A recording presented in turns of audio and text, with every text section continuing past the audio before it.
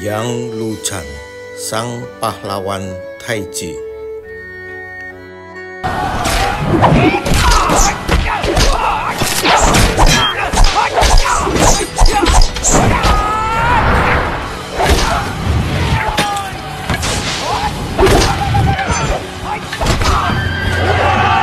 Dalam sebuah pertempuran sengit, tanduk daging Luchan kembali dipukul, memicu kekuatannya hingga ia pingsan. Ia kemudian diselamatkan dan dirawat oleh Tuan Tong. Tuan Tong yang melihat potensi dan bahaya dari kekuatan Luchan menasehatinya untuk menjauhi siapapun yang ingin menyentuh tanduknya dan berhenti mempelajari kungfu yang tidak menstabilkan jiwanya. Tuan Tong menyarankan agar Luchan mencari dan mempelajari kungfu dari aliran Chen di desa Chen atau Chen Village. Karena konon aliran tersebut adalah satu-satunya yang mampu menyeimbangkan pikiran dan kekuatan yang terpendam dalam dirinya. Nasihat itu ditentang keras oleh Guru Cao yang merasa tersinggung. Tuan Tong dan Guru Cao pun beradu kemampuan yang berakhir dengan kekalahan telak bagi Guru Cao.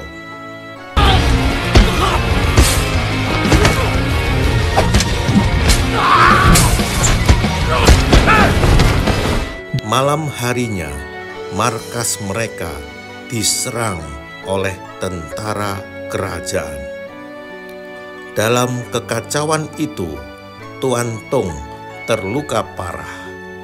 Sebelum menghembuskan napas terakhirnya, Tuan Tong kembali mendesak Luchan untuk pergi ke desa Chen dan berguru pada Grandmaster Chen. Berbekal pesan terakhir itu, Luchan memulai perjalanan panjang. Setelah beberapa hari mencari, Luchan akhirnya tiba di desa Chen yang tersembunyi. Namun, kedatangannya disambut dengan penolakan keras dari seluruh penduduk. Mereka memiliki aturan ketat bahwa kungfu Chen dilarang diajarkan kepada orang luar. Tiba-tiba sebuah mobil klasik muncul dan menabrak Luchan. Pengemudinya adalah Chen Yinyang, putri dari Grandmaster Chen. Luchan langsung terpana dengan kecantikan Yinyang. Yinyang sendiri datang bersama kekasihnya Wang Zijing, seorang insinyur yang baru kembali dari studi di Eropa. Wang berambisi mengubah desa Chen menjadi desa modern dengan membangun jalur kereta api, sebuah rencana yang ditolak mentah-mentah oleh para tetua dan penduduk.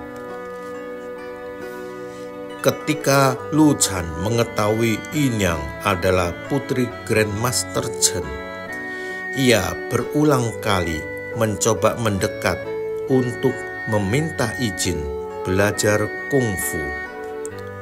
Namun, Yinyang yang juga berusaha menjaga tradisi desa justru menghajar Luchan dengan jurus Taiji untuk mengusirnya.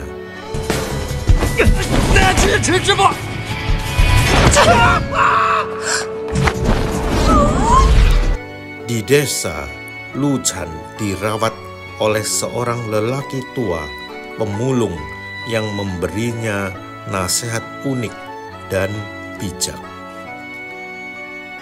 Ambisi Wang Zijing tidak padam. Ia kembali ke desa bersama dengan seorang investor Eropa bernama Claire dan mesin uap raksasa yang berfungsi sebagai pembuat jalur kereta. Fang memberi ultimatum kepada penduduk. Mereka harus mengosongkan rumah mereka dalam waktu 6 hari untuk dijadikan jalur kereta. Ancaman ini membuat seluruh desa panik. Inyang berusaha mencari solusi. Namun para tetua berkata bahwa hanya Grandmaster Chen yang berhak memutuskan, dan Grandmaster Chen telah lama menghilang. Di malam hari, Inyang memergoki Fang yang ternyata telah menjalin hubungan asmara dengan Claire. Inyang pun merasa dikhianati dan mengambil buku petunjuk pengoperasian mesin raksasa tersebut. Sementara itu, Lu Chan yang dirawat oleh si pemulung mendapat misi heroik. Si pemulung memintanya untuk menghancurkan mesin raksasa itu. Jika berhasil, ada kemungkinan Lu Chan akan diterima sebagai penyelamat desa. Lu Chan segera melaksanakan misinya dan menyusup ke mesin raksasa tersebut. Menghadapi para penjaga, di tengah pertarungan, Inyang muncul dan ikut membantunya. Mereka bekerja sama dan Inyang akhirnya berhasil meledakkan mesin tersebut. Claire tewas dalam tragedi itu. Sementara itu, Fang melarikan diri penuh dendam. Setelah aksi heroik tersebut, Lu Chan dibawa kembali ke desa. Di sana ia bertemu dengan si pemulung yang terkejutnya ternyata adalah Grandmaster Chen yang selama ini menghilang dan mengamati desa secara diam-diam. Grandmaster Chen mengungkapkan bahwa Fang akan kembali untuk membalas dendam atas kematian Claire. Tidak lama kemudian, Fang benar-benar kembali bersama pasukan bersenjata lengkap. Seluruh penduduk desa Chen di bawah arahan Grandmaster bersiap untuk pertempuran. Dalam pertempuran yang sengit, Lu Chan membuktikan kemampuan bela dirinya yang luar biasa dengan meniru dan mengalahkan musuh-musuh Fang. Naas, ia terkena tembakan saat melindungi Inyang. Melihat muridnya terluka, Grandmaster Chen murka dan menggunakan kemampuan Tai Chi-nya yang sesungguhnya untuk mengusir pasukan Fang.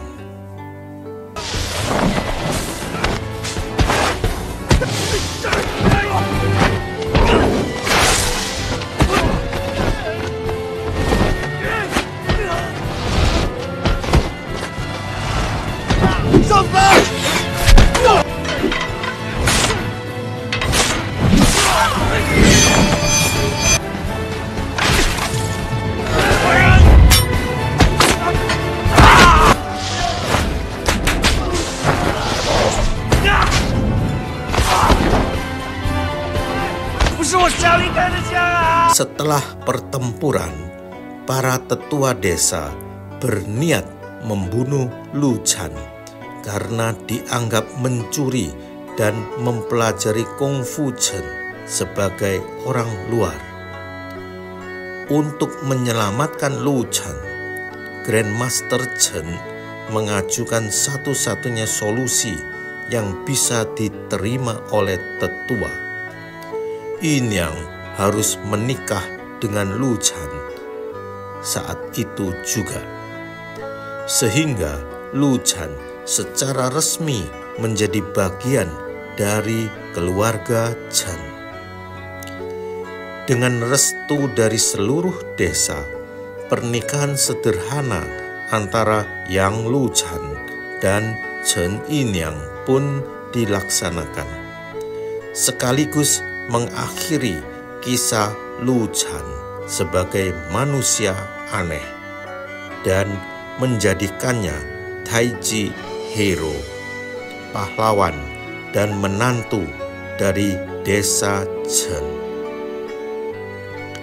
Kisah Yang Lu Chan mengajarkan kepada kita sebuah kebenaran universal.